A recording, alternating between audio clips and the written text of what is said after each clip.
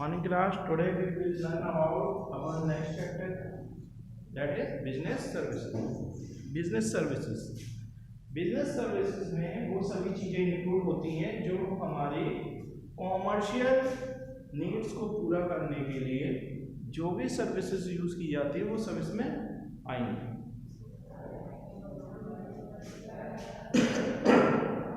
जैसे कि banking, communication, transportation, warehousing, ठीक है, हर फील्ड की जो भी सर्विसेज है, प्रमोशन है, एडवर्टाइजमेंट, वो सारी सर्विसेज यहाँ पढ़ेंगे। तो सबसे पहले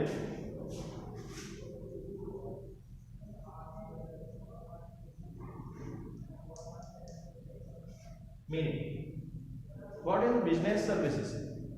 business services is the services provided for commercial use by the commercial companies or firms, ठीक है, like banking, warehousing, आपके ट्रांसपोर्टेशन, ठीक है, एडवर्टाइजिंग, इस टाइप की जो भी सर्विसेज है वो आपकी सारी बिजनेस सर्विसेज होती है।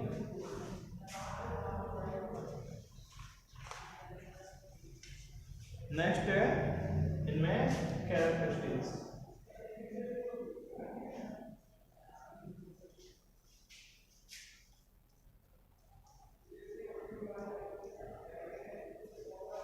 तो बात करते हैं बिजनेस सर्विस के कैरेक्टरिस्टिक्स, मतलब इनमें क्या क्या कैरेक्टरिस्टिक्स पाई जाती हैं, क्या क्या चीजें होती हैं जो मेन होती हैं। तो सबसे पहले है इंटेंजिबल। फर्स्ट पॉइंट है इंटेंजिबल।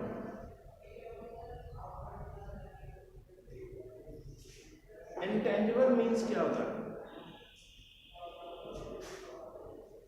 जिसका हम सिर्फ यूज कर पाए और फिजिकल एग्जिस्टेंस नहीं होता। तो बिजनेस सर्विसेज ऐसी होती हैं इनका कोई फिजिकल एग्जिस्टेंस नहीं होता, बस ये हमारे उपयोग के लिए यूटिलाइज की जाती है। तो इनका कोई फिजिकल एग्जिस्टेंस नहीं है लेकिन हमारी नीड्स को पूरा करती है। अब कौन कौन सी नीड्स हो गई, हमें जैसे गुड्स को एक जगह से दूसरी जगह पहुंचाना है तो ट्रांसपोर्ट सर्विस का यूज करेंगे। हमें अपने गुड्स के बारे में इंफॉर्मेशन प्रोवाइड करवानी है तो हम एडवर्टाइजमेंट का यूज करेंगे। अगर हमें अपने गुड्स के बारे में या कुछ भी फाइनेंशियल सुविधा लेनी है तो बैंकिंग सर्विस का यूज करेंगे। तो इस टाइप की जो भी हम सर्विसेज यूज करते हैं उनका कोई फिजिकल एग्जिस्टेंस तो है नहीं, इस वजह से ये कैसी होती हैं सर्विसेज? इंटेंजिबल्स होती है।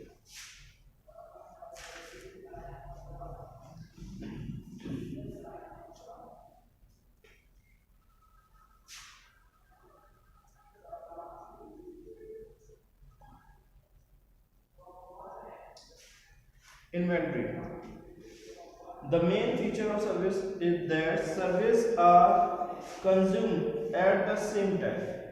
जो सर्विस होती हैं वो क्या होती हैं? वो एट ए टाइम कंज्यूम कर ली जाती हैं। इट मीन्स जैसे ही आपको सर्विस प्रोवाइड की गई आपने उसको कंज्यूम कर लिया। ये नहीं है कि बाद में उसको स्टॉक करके रख लें कि बाद में कभी कंज्यूम करेंगे। सर्विस मौजूद होगी तभी आप उसको कंज्यूम कर पाएंगे, बाद में उसको कंज्यूम नहीं कर पाएंगे। तो सर्विस क्या होती है?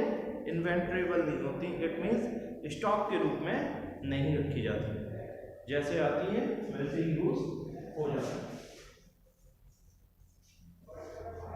नेक्स्ट पॉइंट है आपका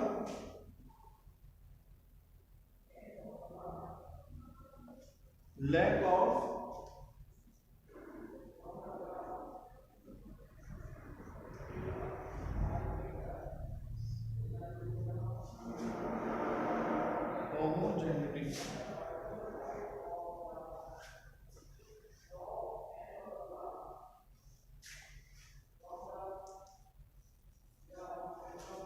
सर्विस कैसी होती हैं? सर्विस ऐसी होनी चाहिए कि जब हमें रिक्वायर्ड हो तभी वो मौजूद हो। इट मीन्स नहीं कि जब हमारी नीड ही खत्म हो जाए तब हम सर्विस का यूज कर रहे हैं। तो सर्विस कैसी होनी चाहिए? तुरंत प्राप्त होने वाली चाहिए। तो लैक ऑफ होमोजेनिटी, मतलब इसको बाद के लिए संभाल कर नहीं रख सकते, ठीक है। तो सर्विस कैसी होनी चाहिए, एक बार जैसे प्रोवाइड हो गई अगली बार भी वैसे ही प्रोवाइड होनी चाहिए, फिर अगली बार वैसे ही प्रोवाइड होनी चाहिए। तो सर्विस हमेशा सेम तरीके से प्रोवाइड होनी चाहिए। नेक्स्ट है non transferability.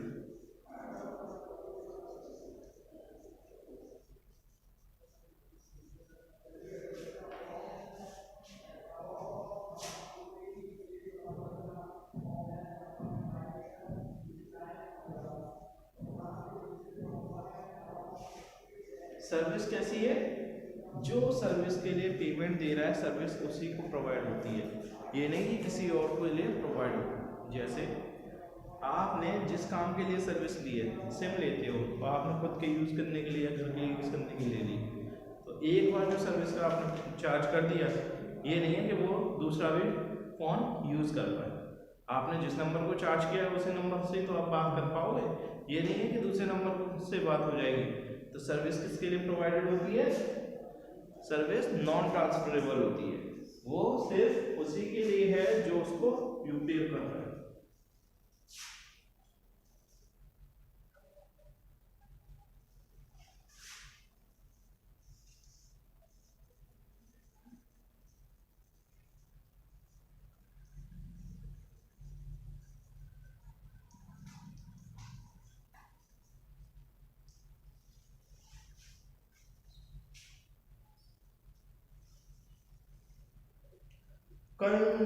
Customer participation or involvement.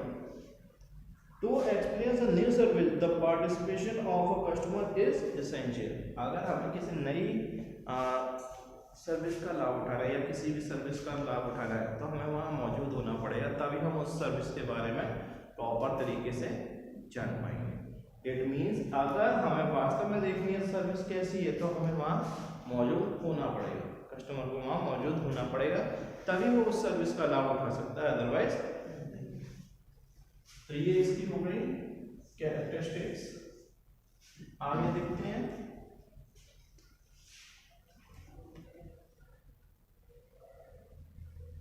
Classification और types of service.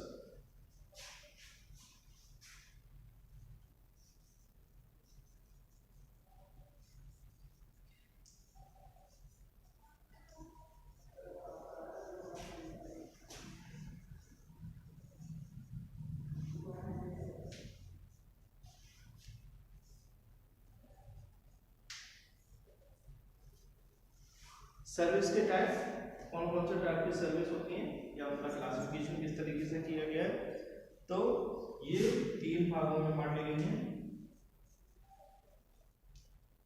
Business service,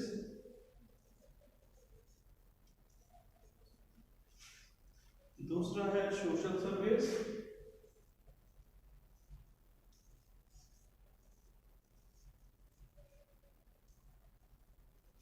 तीसरा है पर्सनल सर्विस।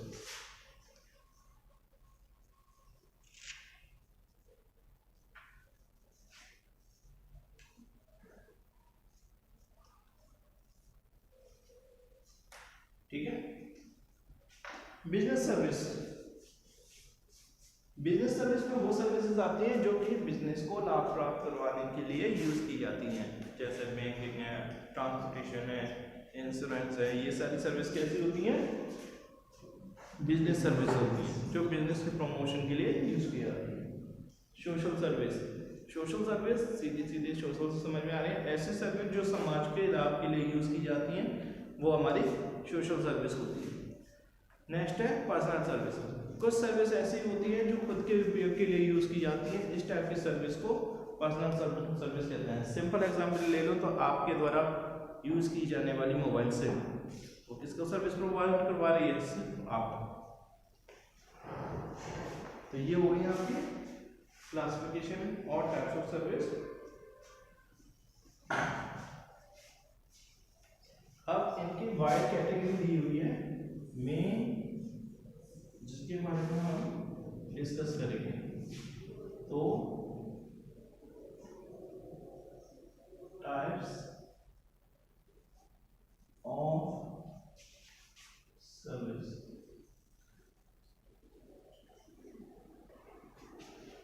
इसमें आप आ गया पहला banking,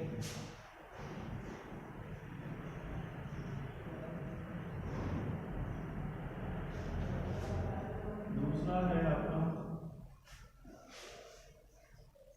insurance,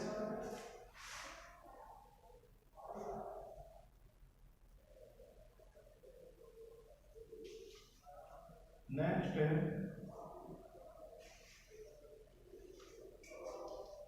postal and telegram service,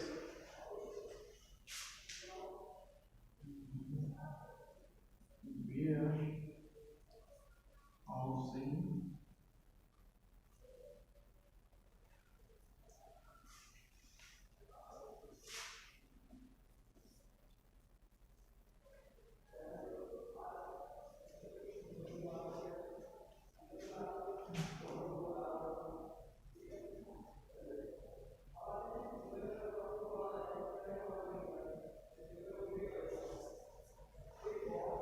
postal and telecom.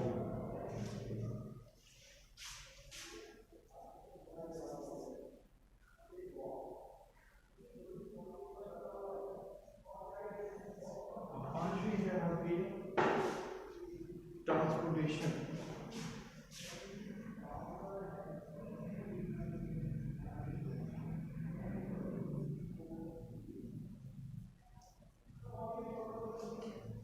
ये आपकी सर्विस है जो 5 टाइप में बांटी गई है, जो आपके सारे काम करेंगे।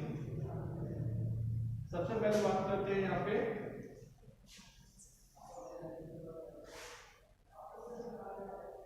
Banking service.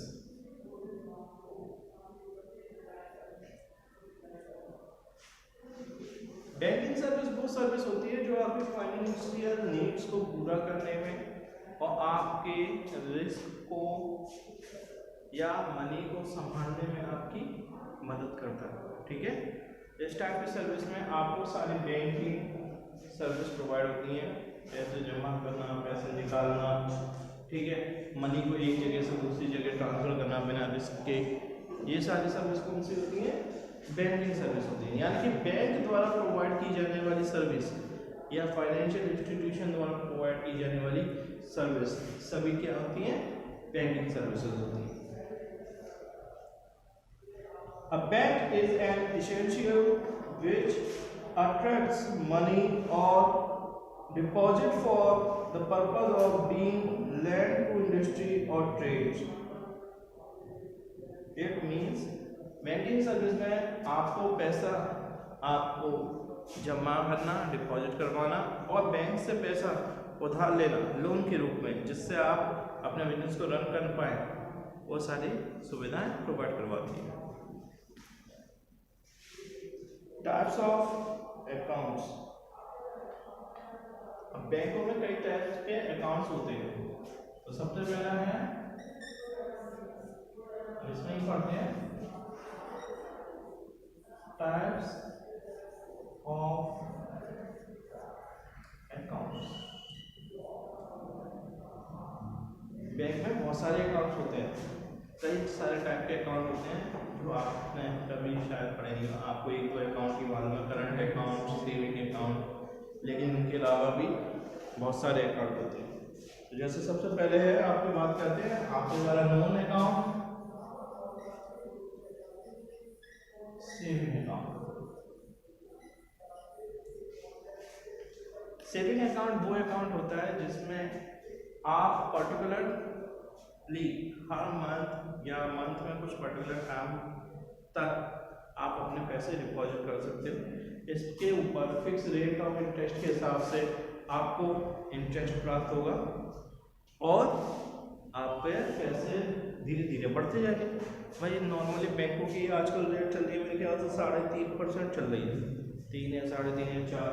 तो उसी हिसाब से सेविंग अकाउंट में जब आपने कुछ पैसे जमा किए हैं तो पूरे साल भर में आपको 3.5 या 4% की रेट के हिसाब से इंटरेस्ट मिलेगी।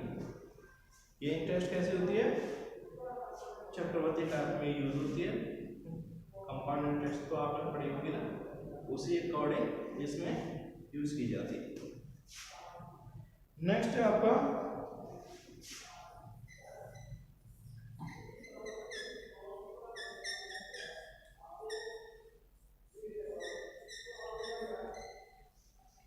करंट अकाउंट, ये अकाउंट ऐसा होता है कि पूरे महीने में आप कितनी भी बार पैसे जमा करो, कितनी भी बार पैसे निकालो, उस पर कोई चार्जेस नहीं लगते। आप कितनी भी बार, कोई बाउंडेशन नहीं है, रेस्ट्रिक्शन नहीं है, आप कितना भी यूज़ कर सकते हो।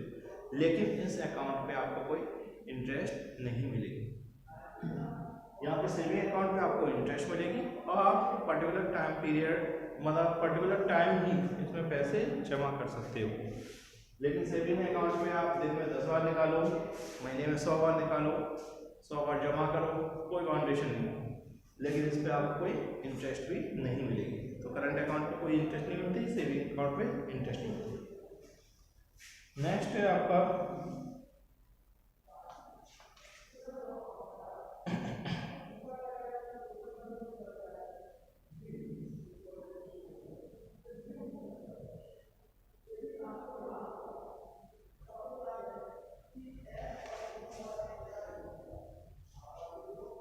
Recurring deposit account.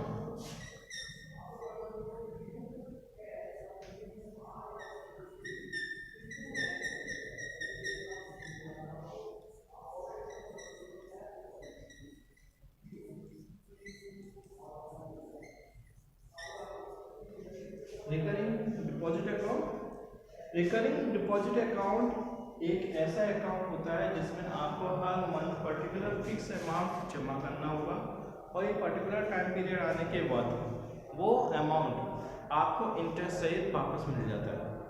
जैसे हम बात करें 1 साल की, 12 मंथ की, ठीक है, तो इसमें हर महीने आपको जिस तरीके से आप इसमें स्कीम चाहते हो, 1000 रुपये से, 2000 रुपये से, 3000 रुपये से, उस तरीके से जमा करोगे। जैसे एक एग्जाम्पल के तौर पे ले लेते हैं, आपने हर महीने 1000 रुपये जमा किए, 12 महीने तक जमा किए, तो आपके कितने रुपए जमा हुए? 12,000 रुपये। इन 12,000 पे बैंक होगी, बैंक अपने पर्टिकुलर रेट के हिसाब से आपको इंटरेस्ट से जब ये 12 किस्तें आप जमा कर दोगे तो आपको पूरे साल भर बाद 12,533 रुपये कुछ पैसे देगी। तो 533 रुपये जो आपको मिले वो आपकी क्या हो गई? इंटरेस्ट। ठीक है, तो इस टाइप के जो अकाउंट होते हैं, जो रिकरिंग धीरे धीरे जो डिपॉजिट्स को बढ़ावा देते हैं, वो आपके होते हैं recurring deposit account. Next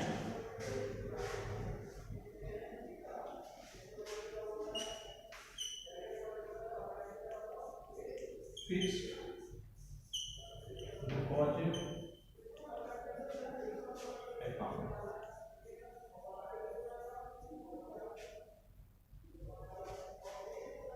fixed deposit account, इस अकाउंट में क्या होता है कि आप एक particular amount fix time period के लिए आप जमा कर दोगे, उसी टाइम पीरियड के बाद आपको यह अमाउंट मिल जाएगा विद इंटरेस्ट।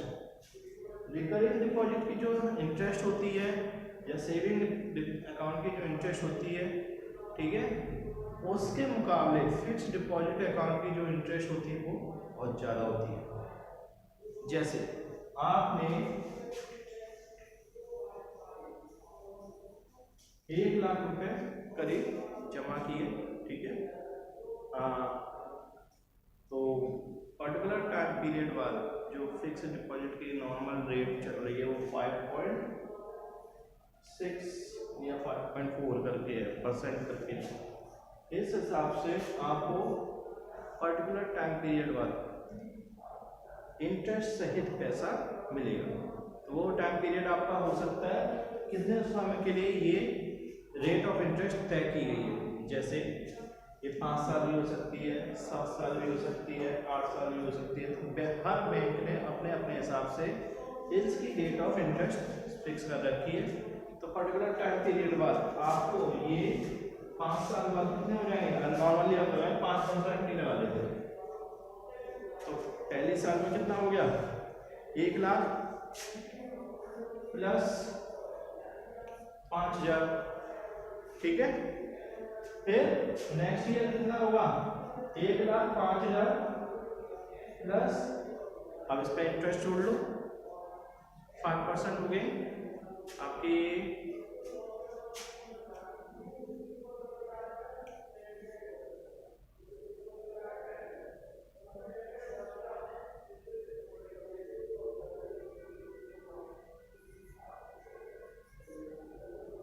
$5,250। तो अब ये अमाउंट हो गया कितना, 1,10,250।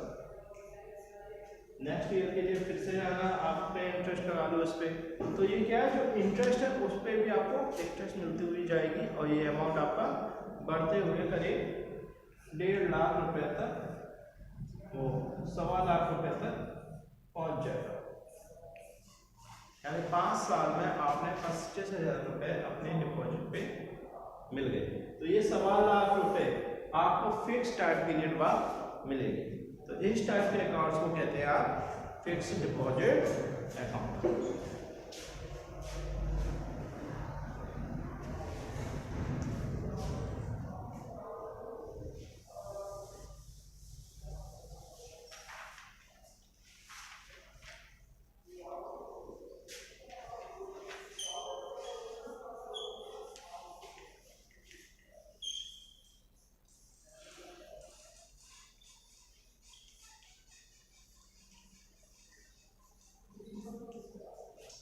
मल्टीपल डिपॉजिट अकाउंट, इस टाइप के अकाउंट वो अकाउंट होते हैं जिसमें सेविंग और करंट दोनों ही टाइप के अकाउंट्स की क्वालिटी या अच्छाई होती है।